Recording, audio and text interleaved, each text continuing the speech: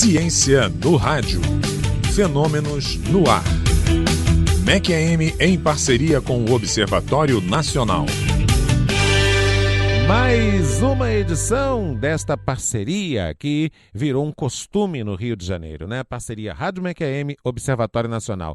Você sabia que em Sobral, no Ceará, se reuniram cientistas brasileiros e estrangeiros, especialmente ingleses, para comprovar isso em 1919, uma teoria que tinha sido escrita havia 4 anos por ninguém mais, ninguém menos que Einstein.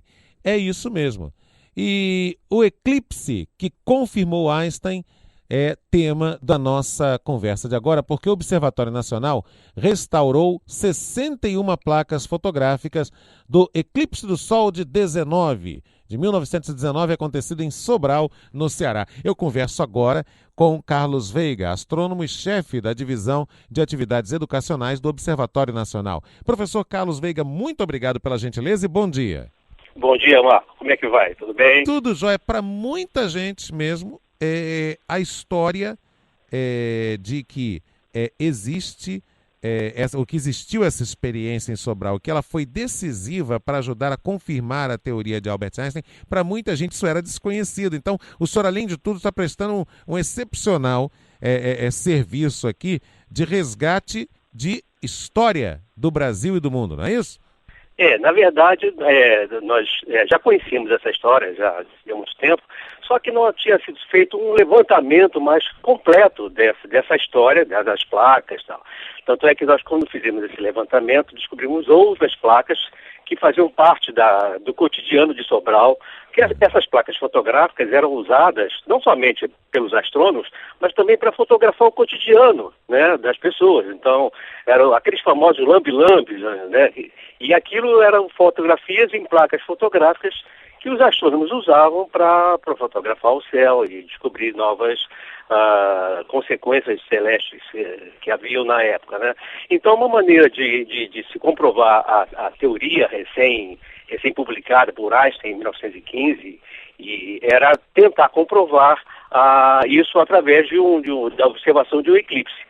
Bom, coincidentemente, Sobral, em 1919, haveria um eclipse, naquela época, dia 29 de maio de 1919, haveria um eclipse, e era a oportunidade, então, do mundo conhecer uma nova teoria que, inclusive, generalizava a teoria de Isaac Newton, e era a oportunidade de todo mundo conhecer um pouco mais sobre essa teoria e comprová-la. E foi o que aconteceu em 1919, e o Brasil participou com bastante êxito nessa comprovação, com os ingleses também, né, e daí surgiu essa comprovação da teoria, e que até hoje ficou famosa pelo Brasil ter contribuído nessa comprovação.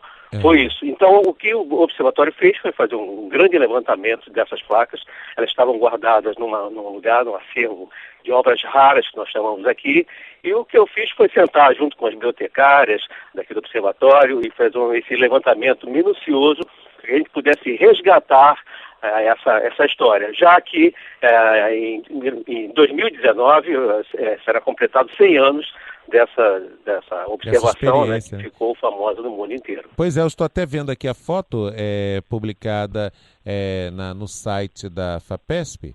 Muito interessante a foto dos cientistas brasileiros de pé e dos britânicos sentados, que foram a Sobral. E uma curiosidade, entre os britânicos, 1, 2, 3, 4 homens, 2 mulheres. Entre os brasileiros, somente homens. E aí vamos falar um pouquinho também desse cálculo, como é que era feito, que hoje em dia a ciência dispõe de muito mais tecnologia. Como é que era feito esse cálculo, essa avaliação, esse prognóstico de que Sobral seria o local mais adequado, né, para essa observação do eclipse? Na verdade, como nós conhecemos o movimento da Terra e o movimento da Lua e a posição do Sol, então a posição desses 3 elementos, Terra, Sol, Lua, você é capaz de prever quando a Lua vai encobrir todo o disco do Sol. E esse fenômeno ele acontece só para um dado lugar, uma dada posição da Terra. Nesse caso do eclipse de 1919, a posição privilegiada para que o efeito do eclipse fosse observado era exatamente Sobral. Isso foi calculado na época pelo diretor, né, que era o Moriz, Henrique Moriz, que era um francês, que era o diretor do observatório. Ele é que então fez esses cálculos, prevendo que em Sobral seria o melhor local onde poderia ser observado o eclipse. O segundo detalhe é que Sobral, como era no Nordeste brasileiro, provavelmente o céu estaria limpo, né? Era um período de maio, um período razoável, não tem muitas chuvas, então seria um período que, um dia, uma época, que a gente poderia ter muito sucesso em observar. Acontece que 10 minutos antes do eclipse acontecer, o céu estava completamente nublado, havia chovido muito, então todo mundo ficou muito apreensivo em saber se poderia, na verdade, observar aquele eclipse e comprovar, para que pudesse fazer todos os cálculos e comprovar a teoria. Então essa previsão já se conhecia. Talvez não como hoje, que a gente conhece muito melhor os movimentos da Terra, Lua e Sol, mas naquela época a previsão já era razoável fazer para um dado local do globo terrestre. No caso, Sobral, tivemos a sorte de esse eclipse poder ter sido visto lá em Sobral, e na hora do eclipse o céu abriu e foi possível então fazer várias placas. Foram 16 placas feitas desse eclipse na época, para que essas placas, essas observações, pudessem então fazer parte de um conjunto com os ingleses, de outras placas, e esse conjunto de placas fotográficas poderiam ter sido analisadas e finalmente comprovar lá o desvio da luz de uma estrela que passou próximo à estrela-sol. Daqui a pouquinho a gente volta a falar das placas, professor Carlos Veiga, mas antes uma curiosidade, o senhor está falando do papel de liderança do astrônomo Henrique Charles Moriz em todo esse processo, e ele era da Academia de Ciências. Pois não por coincidência, a emissora de rádio na qual o senhor está falando nesse instante, aqui a nossa Rádio MEC AM, foi fundada por Henrique Moriz. Exatamente. Justamente ele, juntamente com Edgar Roquette Pinto, na Academia de Ciências, fundaram em 1923 a Rádio Sociedade do Rio de Janeiro, que foi doada pela mesma Academia de Ciências e pelo Edgar Roquette Pinto em 1936 para o ministro Gustavo Capanema, para o governo, doada sob o compromisso, ou a partir do compromisso do governo de que a rádio jamais se tornaria com fins lucrativos, jamais, e que garantiria o seu caráter educativo. Então, ele está duplamente, digamos assim, a memória dele duplamente presente nesse instante, pela experiência de Sobral de 19 e pela nossa Rádio MEC AM que está no ar aqui, não é isso? Exatamente. Henrique Moriz foi um líder nato, foi um líder com muita capacidade e em várias áreas, não só da ciência, mas também da sociedade. Ele se preocupava muito em difundir a ciência, em fazer uma divulgação científica de boa qualidade.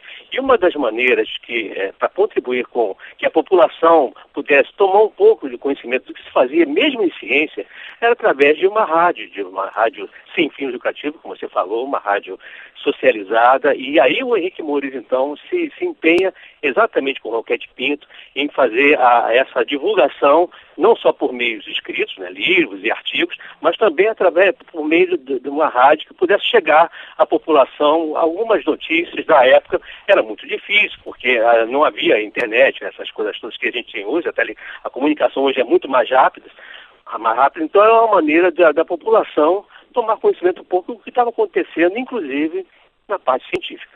Pois é, e outra curiosidade sobre Henrique Moriz, que eu tive acesso aqui na internet, é que neste fenômeno ocorrido em 1919 em Sobral, na observação em Sobral, ele teve uma preocupação com a imagem, mas como homem que também 4 anos depois ajudaria a criar uma rádio, teve uma preocupação com o som, porque o Henrique Moriz, então diretor do Observatório Nacional, ele disse que tinha pedido à população de Sobral para que acompanhasse o fenômeno em silêncio, para que o barulho não atrapalhasse a concentração dos cientistas no fenômeno. E sem soltar fogos de artifício, porque, claro, a fumaça dos fogos de artifício poderia atrapalhar. Então ele fez um apelo à população. Olha como o Henrique Moriz era zeloso, né? Um apelo à população. Na hora do eclipse, fiquem em silêncio e não soltem fogos de artifício por esses dois motivos. Pelo barulho, que cortaria a concentração, e a fumaça. Faz todo sentido, né? E ele fez isso usando os meios de comunicação, inclusive a rádio local. Ele fez isso e pediu a toda a população que realmente não ficasse em silêncio por causa da concentração, mas principalmente os fogos atrapalhariam realmente por causa da fumaça, né? O céu já não estava lá, essas coisas, na hora do eclipse, e se a população começasse a soltar fogos, uma era a claridade, né, dos fogos, né? E segundo, também a fumaça. Ele queria um céu escuro, e aí ia haver um eclipse, né? O céu ia ficar momentaneamente escuro. Na verdade, o céu ficou por cerca de 5 minutos escuro. Foi ali que como eu sempre falo isso no artigo também, que foram os 5 minutos mais importantes para a ciência. Foram 5 minutos. Você tinha 5 minutos para registrar um fenômeno e comprovar uma teoria. Então, aquele momento era fundamental para a ciência. E o Henrique Moriz, como bom comunicador, como bom divulgador também, e um cientista que todo mundo conhece e reconhece, pediu à população para que ficasse em silêncio, mas que principalmente os fogos, a claridade dos fogos atrapalharia aquele momento escuro, né, do céu, e também a fumaça atrapalharia as chapas, que eles chamavam de chapas fotográficas. Então, era uma pessoa que se preocupava muito, não só com a qualidade da ciência, mas também em esclarecer a população a importância daquele fenômeno, a importância daquele fato, naquele momento da história científica do mundo, porque, na verdade, a teoria foi difundida no mundo inteiro, né? Professor Carlos, eu estou aqui em cima da hora, mas eu queria, para finalizar, que o senhor esclarecesse os ouvintes, prestasse esclarecimento para os ouvintes da Rádio MEC AM. O que será feito em relação a essas placas fotográficas recuperadas, restauradas, da experiência histórica de 1919, em relação ao grande público? O público poderá visitar o Observatório Nacional, poderá ter acesso a essas imagens? Qual é a ideia? Sim, a ideia é digitalizá-las. Nós vamos digitalizar em alta qualidade, disponibilizar não somente no site, mas também nós vamos colocar um pequeno acervo das próprias placas na biblioteca do Observatório Nacional, onde o público poderá também visitar as placas originais e ter uma cópia em papel dessas imagens, né? Então, não só nós vamos disponibilizar no site do Observatório, que é www.an.br, isso deve estar disponível daqui a alguns meses, 2 ou 3 meses.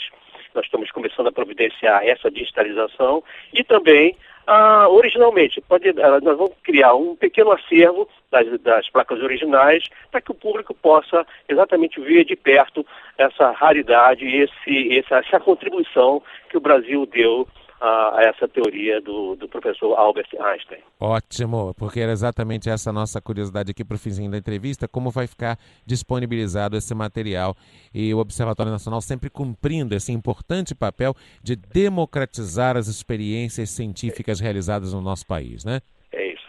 Professor, muito obrigado pela gentileza, muito obrigado por ter contribuído aqui com essa parceria das quartas-feiras entre a Rádio MEC AM e o Observatório Nacional. Olha, nós estreamos em outubro essa parceria e ela veio para ficar, professor. Opa, é isso aí. Pode contar conosco sempre, nós estamos aqui sempre para contribuir, esclarecer a população de uma maneira popular, mais simples, de maneira que todo mundo possa ter conhecimento, ter acesso ao conhecimento científico. Essa é a missão do Observatório Nacional. Tá vendo? Esse é o professor Carlos Veiga, muito obrigado. Além de extremamente didático, né? E muito claro no que diz, tem uma voz forte, boa dicção, poderia ser perfeitamente um cientista comunicador de rádio. Professor Carlos Veiga, astrônomo e chefe da Divisão de Atividades Educacionais do Observatório Nacional, falou com a gente aqui nessa parceria que veio para ficar. Parceria nas quartas-feiras às 9h10 da manhã entre o Observatório Nacional e a Rádio MEC AM. Ciência no rádio. Fenômenos no ar.